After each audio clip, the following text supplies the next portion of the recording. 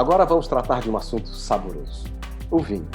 Convidamos o produtor Humberto Conte, da Világio Conte, que também é presidente da Associação Vinhos de Altitude e Produtores Associados, para falar sobre o desempenho das vinícolas catarinenses durante o período da pandemia.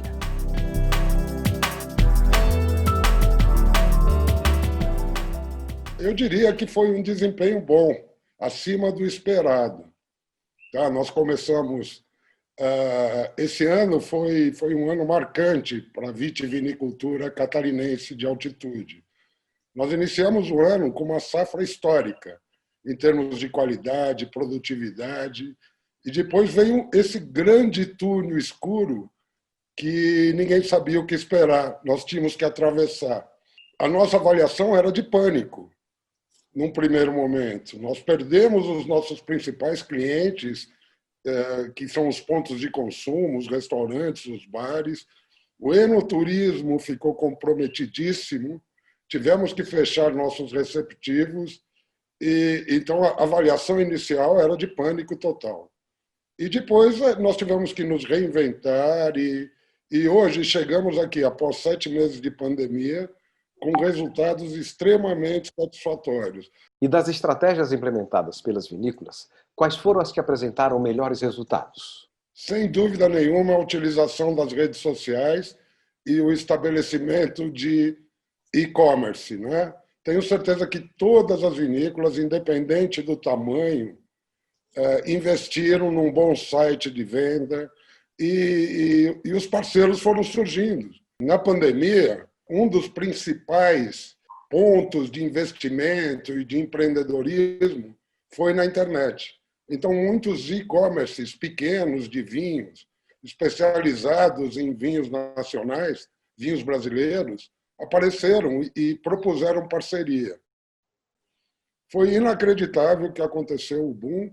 Muitas das vinícolas tiveram que até antecipar o vinho tinto, que normalmente a gente lança 2 ou 3 anos após a colheita, após a vinificação, tivemos que antecipar esses lançamentos por falta de estoque.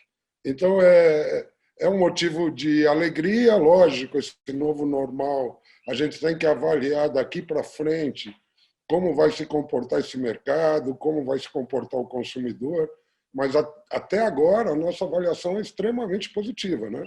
Que outro fator tem contribuído para melhorar o desempenho de vendas das vinícolas? O vinho, para consumo, ele não necessariamente, apesar de ser uma bebida alcoólica, ele não precisa de agito social.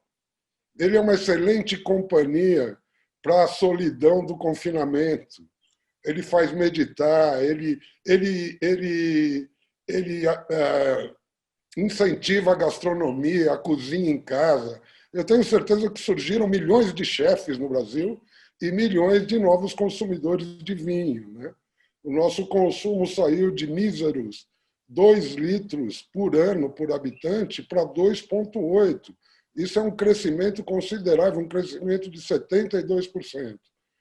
E as vendas via internet aumentaram 40%, 50% em alguns estados, né?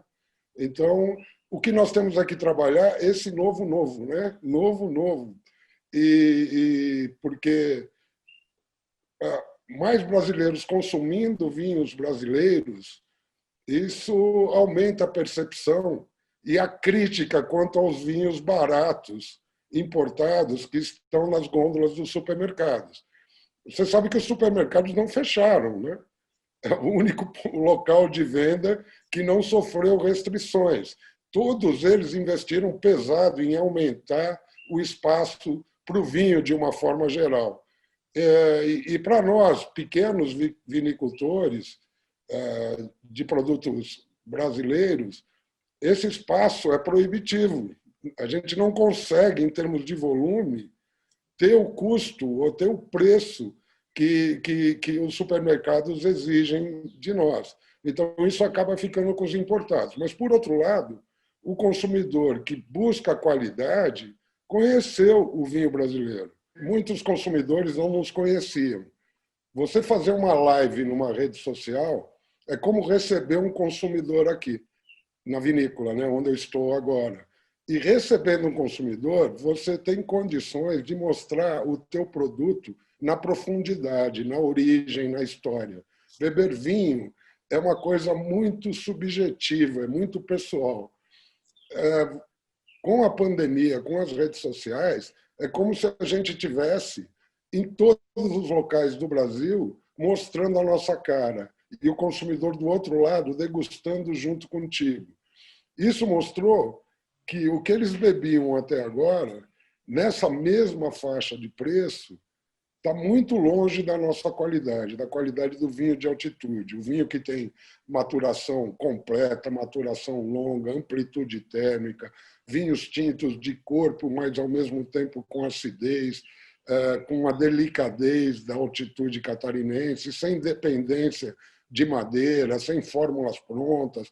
Cada produtor aqui na Serra Catarinense faz uma obra de arte diferente. Esse é um terroir ímpar do Brasil.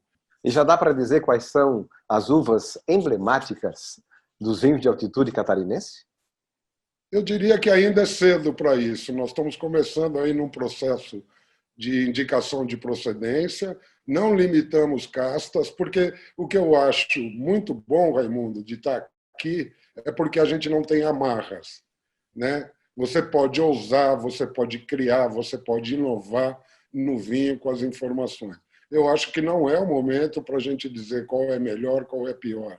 Eu acho que tem castas que se comportam muito bem aqui, incluindo aí as minhas. Eu não quero aí fazer nenhuma, puxar a sardinha para o meu lado, como se diz, mas eu acho que as castas italianas, algumas são muito apropriadas aqui para a região, assim como as outras, né? As outras que ainda estão experimentadas. A região tinha um histórico de castas francesas.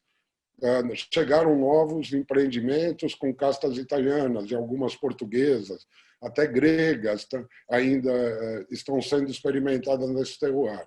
Então, eu acho que a liberdade de inovar e criar, nós somos um local de produção de apenas 20 anos. Nós estamos ainda engatinhando no mundo do vinho, né? Temos muito que evoluir. E eu sempre digo que nós somos privilegiados porque nós estamos na era de informação disponível. Então, você pode aprender com a tradição dos outros e inovar. E isso não significa copiar, né?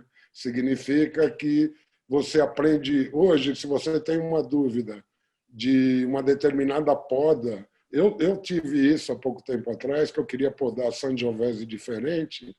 Eu entrei no YouTube e tinha 20 vídeos italianos me ensinando como é que se faz isso. Quer dizer, os outros locais que produziram vinho não tinham essa facilidade de obter informação. E já que não podemos identificar quais são as castas emblemáticas da Serra Catarinense, então, quais são as características principais dos vinhos finos de altitude? Todos os vinhos catarinenses tintos de altitude, eles são longevos, né? A longevidade é uma característica difícil de se encontrar em quem faz vinho de volume, quem usa muito aditivo enológico, quem usa muito tratamento químico na uva. Isso significa que a maturação completa ele traz um vinho equilibrado. Não tem nenhum vinho da Serra Catarinense que seja desequilibrado. Para ter equilíbrio, ele tem que ter uma acidez marcante, sempre. Sempre você vai assim. E uma acidez gostosa, não aquela que irrita, porque ela está equilibrada com os outros fatores. Isso independente da casta. Tá? Falando de vinho tinto. Falando de vinho branco, é a mesma coisa. Essa acidez, a gente ainda tem alguns problemas aqui de intempéries para brancas de ciclo muito precoce. Mas a gente está resolvendo isso, né? Com técnicas de combate à geada, cobertura de vinhedos quando tem granizo, porque as brancas, principalmente a Sauvignon Blanc, ela é marcante aqui na região, né? Ela tem uma tipicidade única da região e do solo basáltico, né? Que nós temos aqui, né? Vulcânico, basáltico e argiloso. Isso faz uma diferença marcante.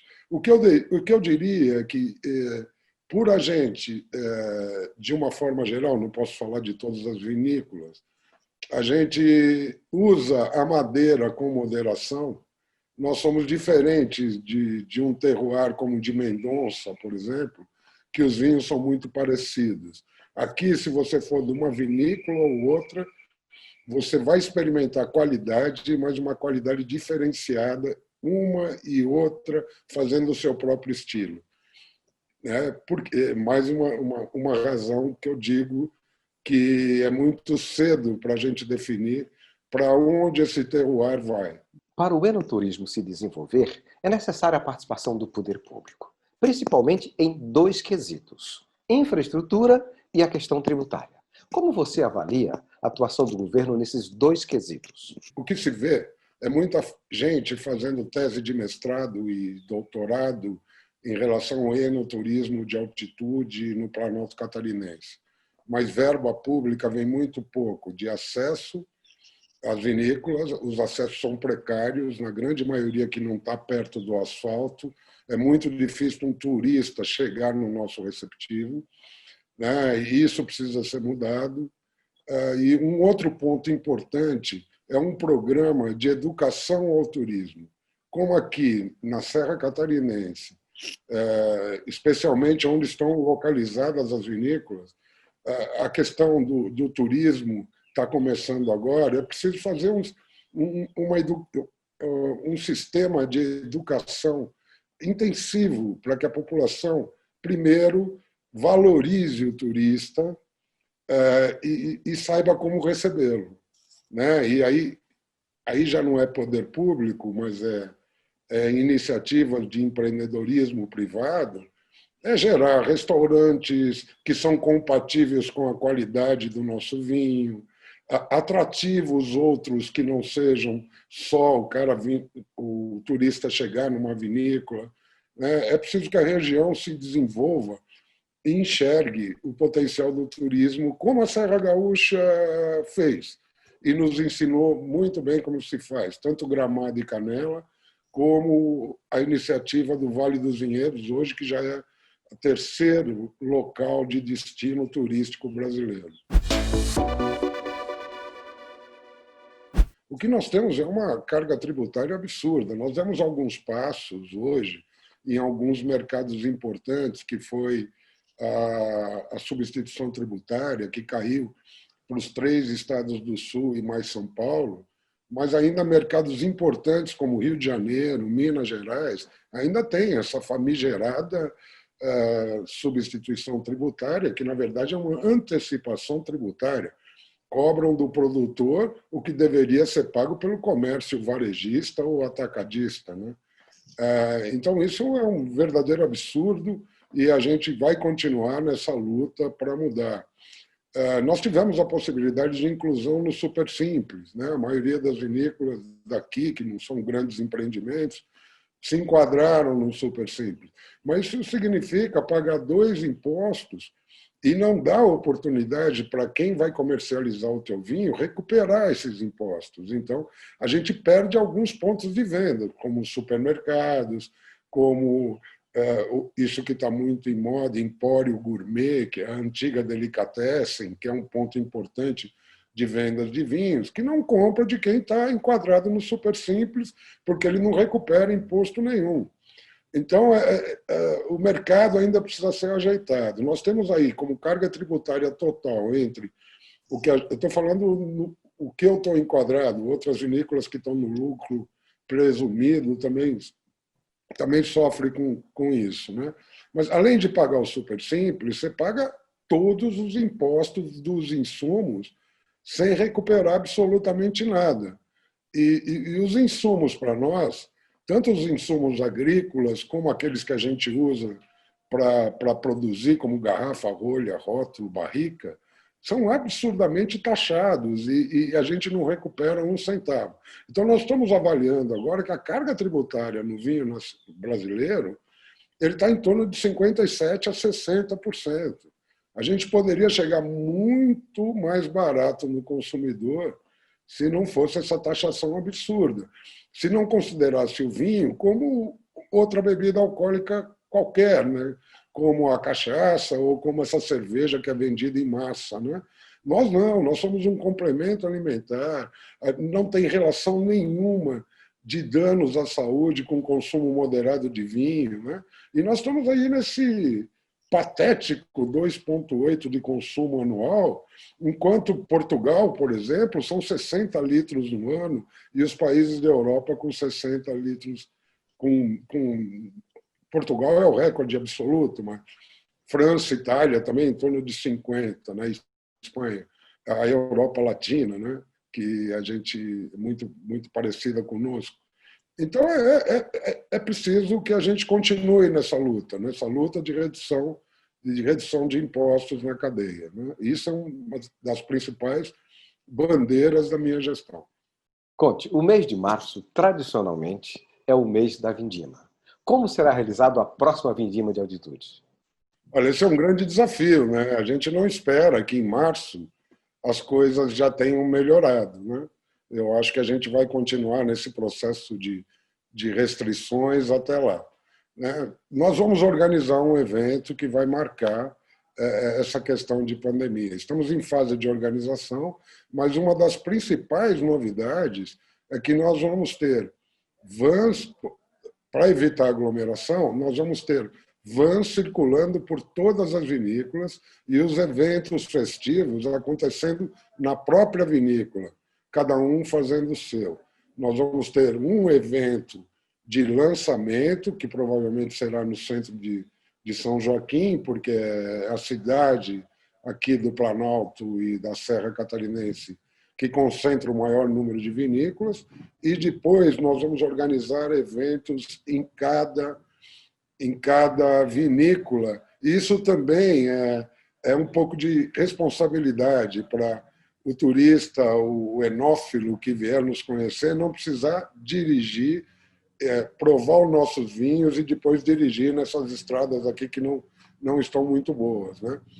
Então, essa é uma proposta minha e que eu vou implementar para o ano que vem, né? Vai ser maravilhoso. Você, a cada 40 minutos, vai passar uma van e te levar para a próxima vinícola, né? Então, se você quiser ficar mais tempo numa determinada vinícola, saiba que a cada 40 minutos vai aparecer uma van que vai te levar para o outro local. Espero todos vocês em março do ano que vem aqui, para a nossa vindima de altitude. Além disso, tem vários programas, vários eventos. A gente não quer ficar restrito só a um evento em março, né? Nós estamos pensando num evento em junho do ano que vem, no Costão do Santinho, só dos vinhos de altitude de Santa Catarina. Vai se chamar, ainda não tem um nome definido, vai se chamar Wine Fest, a princípio, e as negociações com o Costão do Santinho já estão em andamento, né? Vai ser marcante, todos com masterclass, com concurso de vinhos, etc., para firmar uma posição na capital do nosso estado. Nós queremos trazer o morador da Grande Florianópolis para a Serra e para que ele conheça os vinhos de altitude também. Não tenho dúvida que Santa Catarina produz hoje... a gente não pode dizer ainda que são os melhores, mas estamos entre os melhores, como mostrou o resultado agora da Vini Brasil Expo, dos melhores vinhos brasileiros. Nós todas as vinícolas obtiveram medalha de ouro, medalha Grand Gold, e nós já estamos num nível de qualidade do Rio Grande do Sul, eu não tenho dúvida disso.